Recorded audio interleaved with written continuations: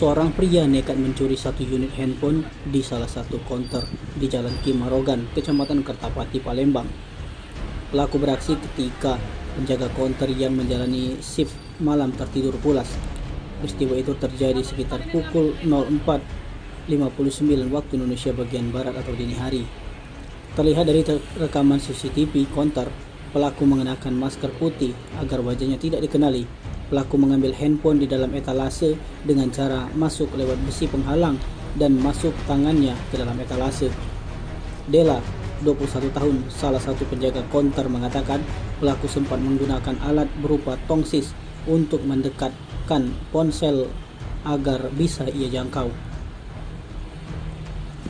Setelah handphone digeser dan bisa dijangkau oleh pelaku, lanjut Dela, pelaku masuk melewati besi teralis di konter. Dela dan temannya pun telah membuat laporan polisi di Polsek Kertapati, Palembang dengan harapan pelaku bisa ditangkap. HP Samsung yang diambil kerugiannya sekitar 3 juta rupiah. Kejadiannya bisa jelas, Rek? Yang udah malam itu lagi duduk mereka tuh nggak tahu mana kejadiannya. Pokoknya yang pertama tuh HP itu di dalam ini kan, dalam etalase sini.